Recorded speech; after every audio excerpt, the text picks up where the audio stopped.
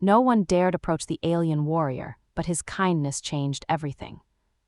The debris field hung in the vacuum like a shattered constellation, jagged shards of metal spun lazily in the weightless void reflecting the dim glow of a dying star. The wreckage was fresh bits of still charged plasma flickered among the ruins, sending tiny blue-white arcs of energy crawling over the twisted holes of what had once been ships. Elias Voss sighed as he leaned back in the pilot's chair, running a hand through his unruly dark hair. He'd seen his fair share of Rexes before, but something about this one set his nerves on edge. Maybe it was the eerie silence of it, or the way the largest chunk of hull still bore the insignia of an unknown faction, blackened and half-melted but unmistakably alien. His ship, the way Far's luck, was a second-hand freighter that had seen better days. Okay, fine, decades. The engine made an unsettling grinding noise when he pushed it past sublight. The shields were about as reliable as a politician's promises, and the artificial gravity had a habit of randomly fluctuating just to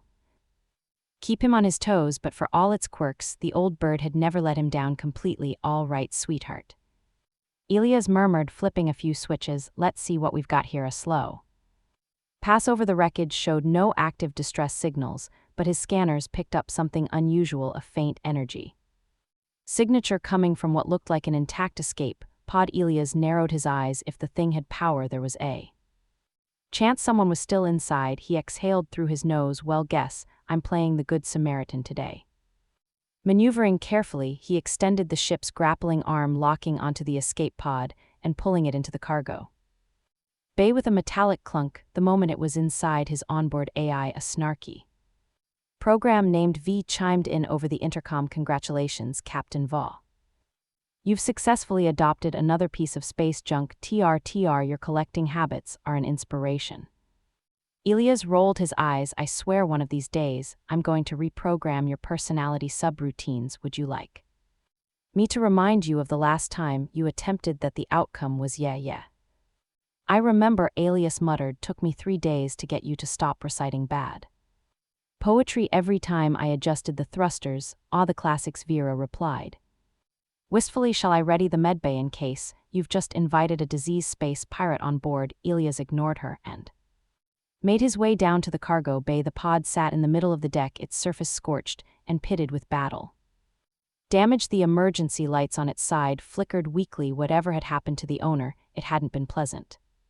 With a hiss of depressurization, he pried open the hatch. Inside, curled against the pod's interior, was a woman. Not just any woman, she was taller than him, even in her current slumped position. Her long dark hair was matted with blood strands sticking to the sharp angles of her face. Her skin was an unusual shade, a warm bronze that caught the dim light in a way that almost made her look golden. But it was her ears that made his breath catch. They were long, sweeping back, elegantly tapering to sharp points. A Zari, Elias swore under his breath. The Zari were infamous throughout the known systems, fierce, disciplined, raised from birth to be warriors. If there was one species you didn't want to piss off, it was them. And yet here was one half dead in his cargo bay. He ran a quick scan with his handheld med device. Multiple fractures, a deep plasma burn along her ribs. Dehydration, she needed treatment now. Great, he muttered. I just had to pick up the scary one. Lifting her was no easy task. She was heavier than she looked. All lean muscle and combat heart weight. He managed to haul her to the medbay without dropping her, which he counted as a win. As he set her down on the exam table, she stirred a low, pained growl slipping from between her lips. Elias hesitated. He treated his fair share of injuries over the years when you ran cargo on the fringes of civilized space. You learned to patch yourself up real quick, but he'd never worked on a Zari before. He had no idea how their pain tolerance compared to humans. Okay, he said mostly to himself, let's see if I can fix you up without getting stabbed. In the process, as he reached for the medical kit, the woman's eyes fluttered open. For a moment, they were unfocused.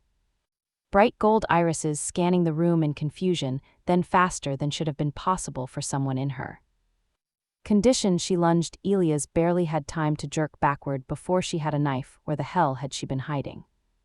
A knife pressed against his throat. Her grip was weak, her limbs trembling, but her intent was clear. She bared her teeth in a snarl, voice hoarse but sharp as Blade, where am I? Alias held up his hand slowly. My ship, her eyes narrowed. I found your escape pod, he clarified, very aware of the blade resting way too close to his caddied artery. You were half dead.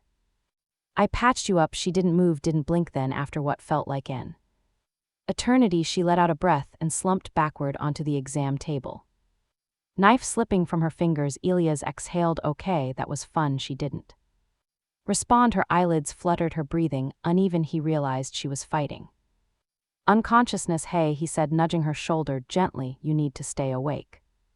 At least until I finish patching you up, otherwise, I'm going to have to drag your unconscious ass back to the med scanner again, and I'd really rather not throw my back out today. She made a sound that might have been a scoff, he wasn't sure. Fine, she muttered, her voice barely above a whisper. Fix me, Elias smirked, reaching for the med spray. See, now that's the kind of gratitude I like to hear. She cracked one eye open, her gaze still sharp despite her exhaustion. Keep talking, human, and I will stab you. Elias just grinned. You say that, but you're already too weak to hold a knife. Give me 5 minutes, he chuckled, shaking his head as he continued treating her wounds.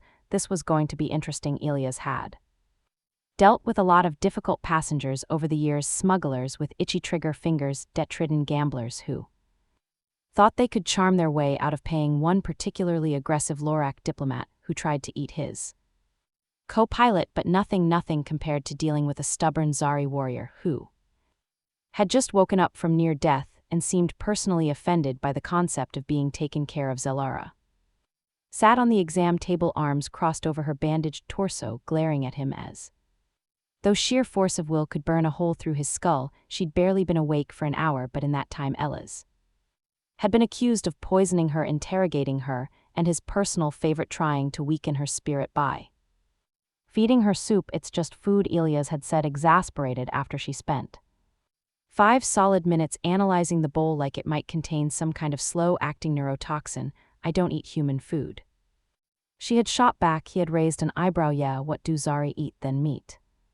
Protein, energy, dense sustenance, meant for warriors. Elias had stared at her for a long moment, then leaned forward, resting his elbows on the counter. It's chicken soup. She had narrowed her glowing golden eyes at him in suspicion. Chicken is meat. Last I checked. She had looked down at the spoon like it was a weapon she had never been trained to wield. Then very reluctantly she had taken a single careful sip. The resulting expression had been a mixture of confusion, weary approval, and reluctant surrender. Now she was still scowling, but at least she had eaten half the bowl. Ellis took that as a victory, so he said, leaning against the medbase counter, are we going to talk about why I found you floating in a busted escape pod in the middle of nowhere, or do I just get to keep guessing? Salar's gaze snapped to his, her entire body tensing. She was still weak from her injuries, but the way she moved, the way her muscles coiled like a spring, told him she was always ready for a fight. Even now, Alas held up his hands. Hey, relax, just making conversation. I owe you no explanations, human, right? Because that'd be too easy, he sighed, rubbing a hand down at his face. Look, I don't need your life story. I just need to know if you've got people coming after you, or if I need to start making evasive maneuvers the next time I hit a populated sector. Zara's jaw clenched, but she didn't answer right away. Elias had seen a lot of expressions in his lifetime. He had seen fear, arrogance, joy, anger, but Zara's expression wasn't any of those. It was something else. It was hesitation that alone made his stomach twist. He folded his arms. I'm going to take that as a yes, someone's coming after me, and no, I'm not going to tell you who, because I think I can handle it on my own. She shot him an unimpressed look. Your ability to talk endlessly is remarkable, he said, grinning. I work hard at it. Sarah sighed, rubbing her temple like dealing with him was physically painful. Elias took the moment to really look at her. She was intimidating. Sure, she had that warrior stance, that ever-watchful stare, those long, elegant ears that twitched slightly at every new sound, but she was also exhausted, not just physically, but mentally. Whatever had happened to her before he found her, it had taken more than just blood, it had taken pieces of her. He had no idea why, but that bothered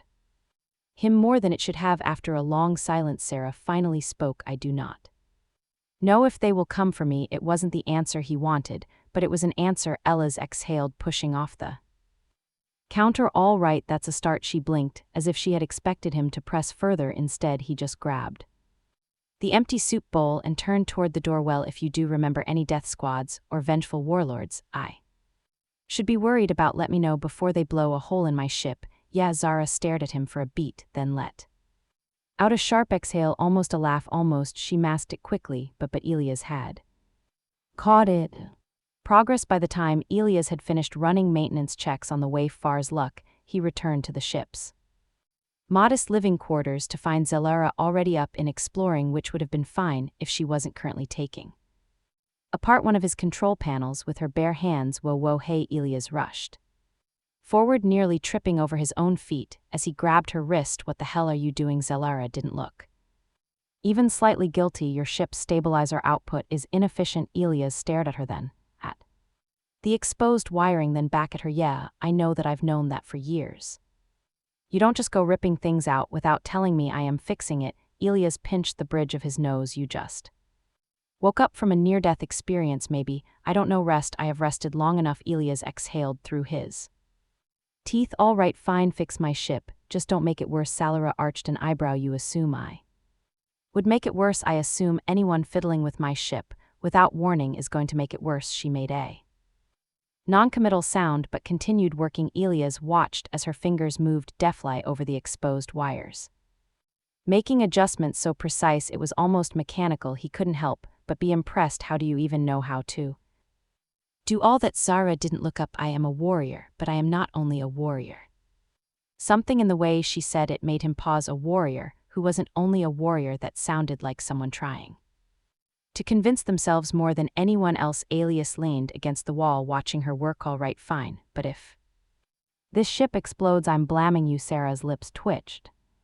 Fair. A few hours later, after what could only be described as some kind of miracle, the ship's stabilizer was actually running better. Elias stared at the improved diagnostics in stunned silence. Zara just crossed her arms. You are welcome. Elias scoffed. I don't know whether to be impressed or offended that you did in 2 hours what I couldn't do in 5 years. She tilted her head. It was not difficult. Elias groaned. Fantastic. Now my ship pies me. Zelara smirked, an actual smirk, and Elias realized with a mix of amusement and mild horror that he was starting to like having her around, which was probably going to be a terrible idea. Elias had never been a morning person. This was an undisputed fact of the universe, like gravity or the inevitability of bad station coffee. Normally, waking up involved a lot of groaning, a lot of negotiating with himself to stay in bed for just 5 more minutes, and eventually a blurry-eyed stumble to the cockpit with a cup of caffeine strong enough to melt paint. This morning, however, was different. This morning, Elias woke up to the sound of his ship's alarm system blaring like an angry drill sergeant. He shot upright in bed, nearly braining himself on the overhead storage compartment. Vera, he shouted over the deafening noise. The eye's voice chimed in, sounding far too cheerful. Good morning, Captain Val. You are currently experiencing an unauthorized atmospheric breach. In before she could finish, Elias was already on his feet, yanking on his boots. His brain was still trying to catch up.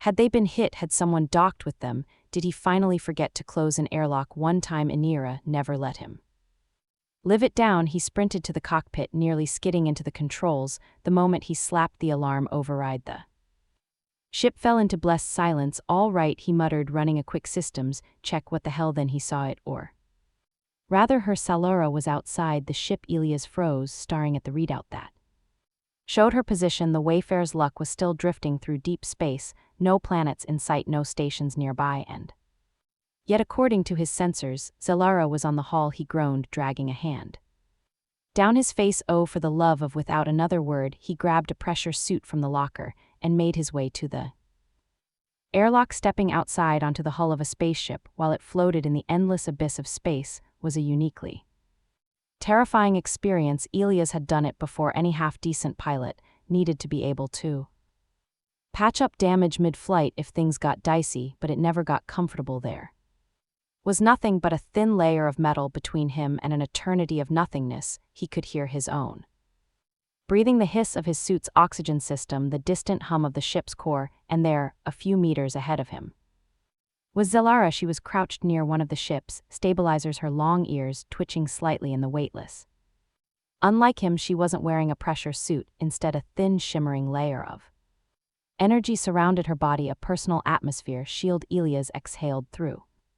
His nose, of course, she had one of those Zari warriors were trained to fight in all conditions, which meant having tech that let them survive even in space. Still, it was unnerving to see someone standing on the hull of a ship in the vacuum of space like it was nothing. He pushed himself forward with careful, practiced movements, using the hull's magnetic grips to keep himself from floating away. When he got close enough, he tapped his helmet's cal system. Mind telling me why you're trying to give me a heart attack first thing in the morning? Zelara barely glanced at him. Your ship's stabilizer was still inefficient. Alas, blinked you. He paused, closed his eyes for a second, then opened them again. You came out here to fix my stabilizer. She made a small affirmative noise. It was not difficult. Alas, let out a long-suffering sigh. I swear you're going to be the death of me. She actually smirked at that. Unlikely. Your ship.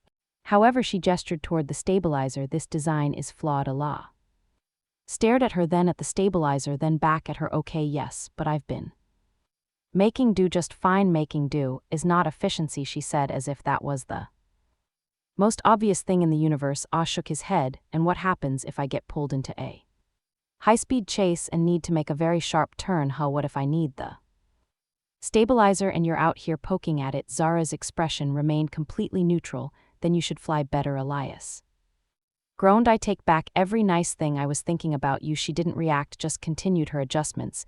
Ilias took a moment to really look at her. How at ease she seemed in the void. How natural it was for her to work in conditions that would make most people panic. She wasn't just comfortable out here, she belonged in space. That realization sat weirdly in his gut. After a few more minutes, she finally finished whatever she was doing and stood effortlessly, shifting her stance against the weightlessness. It is done. Ilias tilted his head. And you didn't? I don't know. Rewire my ship to explode in 6 hours. Zelara gave him a flat look. If I wish to kill you, I would not be so indirect. That's comforting, Ella's muttered. They made their way back to the airlock, and as soon as they were both inside, Ella's yanked off his helmet with a scowl. Next time, tell me before you go outside the ship. My heart can't take this kind of stress first thing in the morning. Zelara raised an eyebrow. Your heart is weak. Ilias threw up his hands. No, my patience is weak. She actually seemed to consider that for a moment. I will notify you next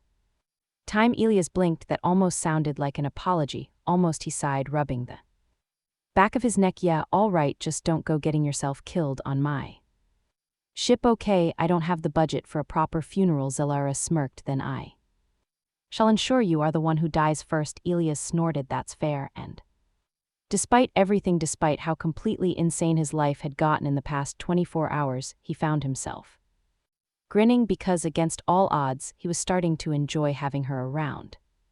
Ilias had been in his fair share of scrapes before: engine failures, mid-flight bounty hunters with bad attitudes, one particularly embarrassing incident involving a malfunctioning gravity generator and a cargo bay full of loose supplies. But he could confidently say that sitting across from an armed Zari warrior in his own mess hall watching her judges cooking was quickly climbing the list of most stressful experiences. Zelara sat with her arms crossed, her golden eyes fixed on the plate in front of her, as if it had personally insulted her. Ilias, still standing by the stove, frowned. You're staring at that like it's going to come to life and attack you. Zelara didn't look up. It might. Ilias sighed and dropped into the seat across from her, resting his chin in his palm. It's a sandwich. She gave him a slow, skeptical blink. A perfectly normal, completely non-lethal sandwich, he added. Zelara poked the bread with one clawed finger. It is soft. That's how bread works. She narrowed her eyes at it. It is unnatural. Ella's let out a long-suffering groan. All right, fine. What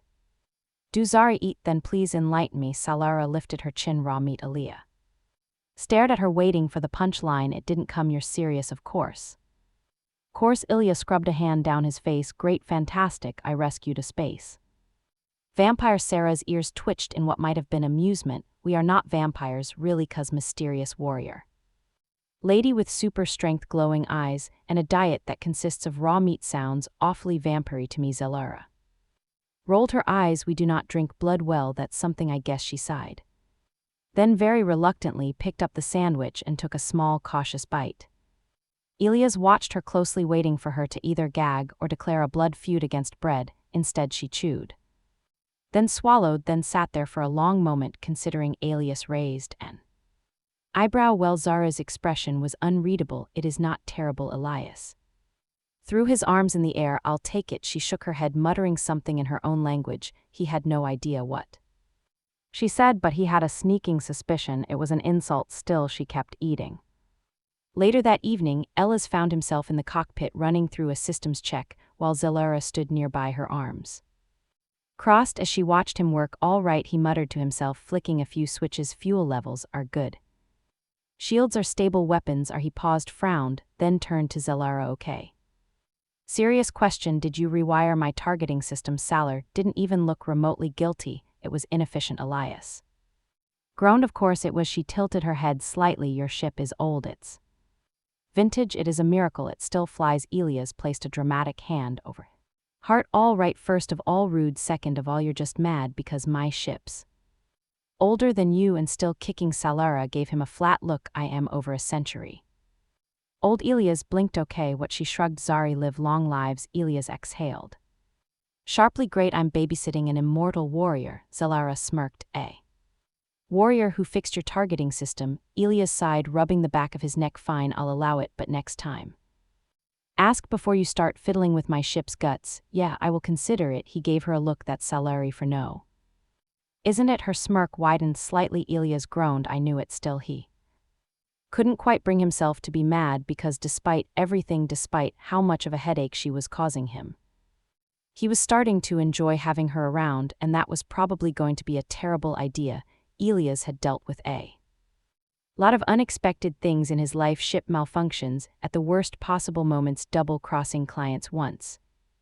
Even a sentient vending machine that tried to hold him hostage over a snack dispute, but nothing, absolutely nothing, had prepared him for waking up to the sight of Zalara tearing apart his ship's weightlifting bench with her bare hands. He stood in the doorway of the cargo bay, half asleep, holding a cup of coffee that was rapidly losing heat, and just stared. Sarah, completely unbothered by his presence, ripped a metal plate free from the bench, inspected it, then tossed it aside like it weighed nothing. The plate hit the floor with a loud clang, adding to the growing pile of discarded components. Elias cleared his throat. Oh, what exactly did my poor bench do to deserve this? Salara barely glanced at him. It was insufficient. Elias blinked. Insufficient, yes. She grabbed another piece and tested its weight between her hands. The resistance levels were too low. Elias looked at the pile of wreckage, then back at her so naturally. Instead of I don't know adding more weights, you decided to just disassemble it. She gave him a flat look. It was weak. Elias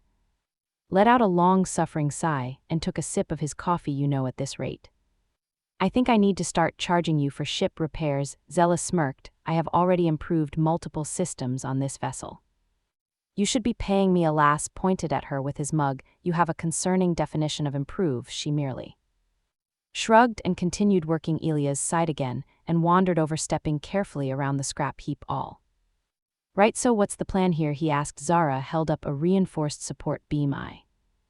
I'm rebuilding it. Elias raised an eyebrow. You destroyed it just to rebuild it? It was inefficient. He groaned. You really need to find a new word. She ignored him, slotting a new piece into place. Elias leaned against a crate and watched her for a moment. He had to admit, despite her tendency to tear things apart without warning, she was good at putting them back together. The new structure already looked more durable than the original, and knowing her, it probably be sturdy enough to survive a crash landing. Not that he was planning on testing that theory, so he said after a beat, do Zari just go around casually bench pressing space shuttles for fun, or is that just you? Salara smirked slightly. Strength is essential to our training. Elias huffed. Yeah, well, human training usually involves things like not ripping apart valuable equipment. Humans are fragile. Elias frowned. Hey, it is a simple fact.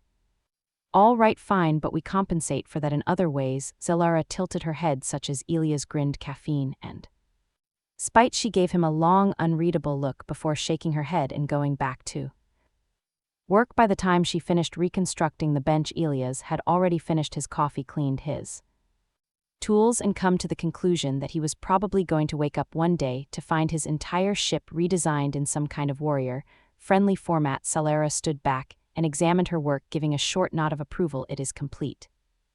Alias crossed his arms and looked it over. He had to admit it was impressive. The new structure was reinforced with alloy plating. The weight mechanisms had been adjusted, and there were additional support bars that hadn't been there before. All right, he said, I'll give you this one. It looks good. Celera smirked. I do not require your approval. Elias rolled his eyes. Great, love that for me. She stepped forward, set herself under the new bar, and with absolute ease lifted it. The reinforced mechanisms held perfectly, adjusting to the weight distribution. Elias watched for a moment, then muttered, yeah, I'm never arm wrestling you. Zira smirked but didn't comment. Elias sighed and ran a hand through his hair. All right, well, since you're done redesigning my ship for today, what do you say we actually focus on where we're headed next? Celera set the bar down and straightened. Do you have a plan? Elias stretched and cracked his neck, thinking of stopping at Rasa 9.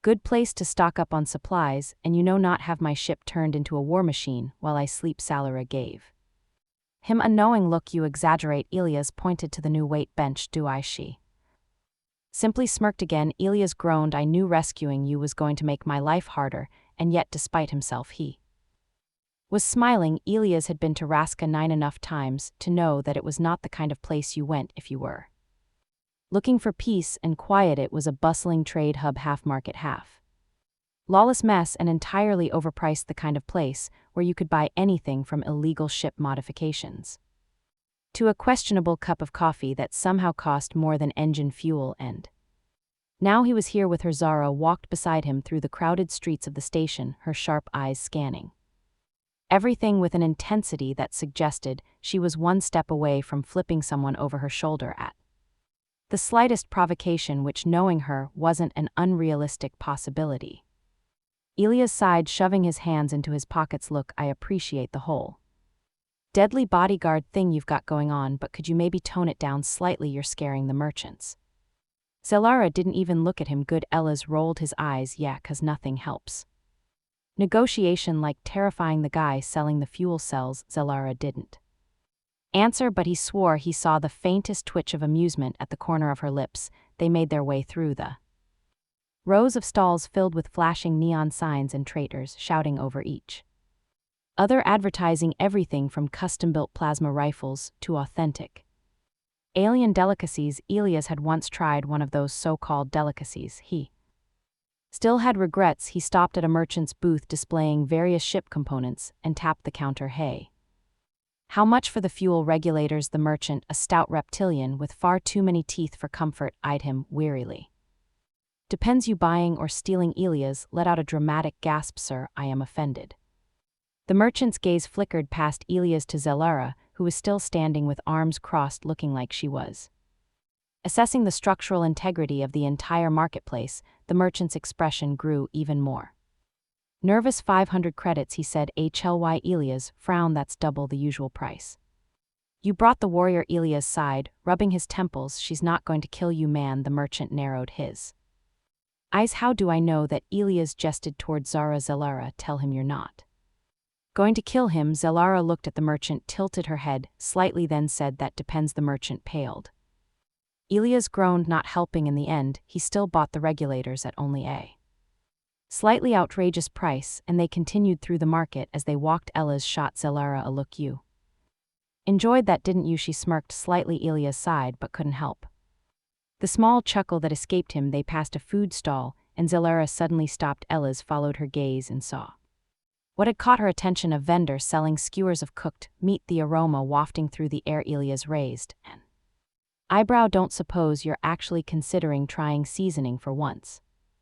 Celera ignored him and stepped up to the stall. The vendor, a grizzled older man with cybernetic arms, gave her an appraising look. Zariha, don't see your kind around here much. Celera simply nodded. The vendor held up a skewer. You want one? Celera hesitated, then glanced at Elias. He grinned. Come on, live a little. You already had a sandwich, might as well commit to the adventure. Ca huffed but accepted the skewer. She took a small, careful bite. Elias watched well. She chewed, swallowed, considered, then very, very quietly said, not terrible. Elias laughed. I knew it, your taste buds work. After all, Salara gave him a sharp look, but he could see the faintest glimmer of amusement in her eyes. They continued wandering the market, Elias making idle conversation, while Zalara listened, occasionally scanning their surroundings with that ever-present warrior's awareness. But despite the usual chaotic energy of Raska 9, Elias found himself comfortable, which naturally meant something had to go wrong. They turned a corner and nearly collided with a trio of heavily armed mercenaries. Elias recognized their insignia immediately, the Red Talons, a particularly nasty group of bounty hunters with a reputation for being really good at two things: tracking people down and making sure they didn't walk away afterward. One of them, a towering brute with cybernetic implants along his arms, smirked. Well, if it isn't Elias Carter. Elias sighed. I was really hoping today wouldn't include getting shot. At the mercenary's smirk widened. Then you probably shouldn't have stolen from our client. Elias frowned. All right, first of all, stealing is a strong word. Second, wait, who is your client? The mercenary chuckled. Doesn't matter, we've got a bounty to collect. Elias groaned. Of course you do. He glanced at Salara, who had already shifted into a combat stance. Her sharp golden eyes locked onto the mercenaries with dangerous focus. Ella's sighed. All right, let's talk this through. Yeah, no need for violence. The mercenary pulled a weapon. Elias threw his hands in the air. Or we could not talk this through. That works too. And just like that, the fight began. Elias had always been good at two things: talking his way out of trouble and running really fast when that didn't work. Unfortunately, the Red Talons weren't the chatty type, and Rasa 9 wasn't exactly known for its wide open spaces, which meant that when the blaster started firing, running was not an option. Zalara moved before Elias could even think about ducking. In a blur of motion, she grabbed the nearest mercenary by the arm, twisted, and sent him crashing into a stack of supply crates. The second mercenary barely had time to react before she drove a sharp elbow into his chest, sending him sprawling. Elias, for his part, made himself useful by diving behind a stall and not getting shot. Great job, he called to Zalara, loving the whole lethal warrior goddess thing. Really, but maybe let's not turn this into an intergalactic incident. Salara didn't respond. She was already handling the last mercenary, dodging his attacks with frustrating ease before landing a well-placed kick that sent him stumbling backward. Elias took the opportunity to peek out from cover, so he called out, are we thinking run away or dramatically walk off while explosions happen? In the background, Sierra delivered a final decisive blow to the mercenary, knocking him unconscious. Then, without missing a beat, she turned to Elias. We leave. Elias sigh. Oh sure, let's undo the practical thing. They hurried through the marketplace, weaving through the crowd. Elias ignored the annoyed shouts of vendors in the occasional why are there unconscious people in the street looks they got. By the time they reached the docking bay, Elias was out of breath, slightly singed from a stray blaster shot, and definitely ready to leave Rasa 9 behind. As they boarded the ship, he collapsed into the pilot's seat and exhaled. I was really hoping today would just be a normal supply run. Zara raised an eyebrow. Normal does not seem to suit you. Elias gave a dry laugh. Yeah, I'm starting to get that impression. She sat across from him, her expression unreadable. For a long moment, neither of them spoke. The hum of the ship's engines filled the silence. Then Zalara said, who could have left? Ella's blinked. What, you could have left me behind, she said. When the bounty hunters came, Elias frowned. What, and let you fight them alone? Yeah, no, that's not really my style. Zalara studied him for a long moment, then almost imperceptibly her expression softened. You are different, she said finally. Elias smirked, going to assume that's a compliment. She didn't answer, but there was something in her eyes, something less guarded, less cold than before, and for the first time, Elias wondered if maybe, just maybe, he'd done something more than just annoy the hell out of her. Maybe in some small way, he'd given her something she hadn't had before. He leaned back in his seat and stretched. All right, so where to next? Zalara considered for a moment, then with the smallest hint of a smile, she said, surprise me. Elias grinned. Now that I can do. And as the ship lifted off, leaving Raskin behind, he had the distinct feeling that against all odds, against all reason, his life had just gotten a whole lot more interesting. The end.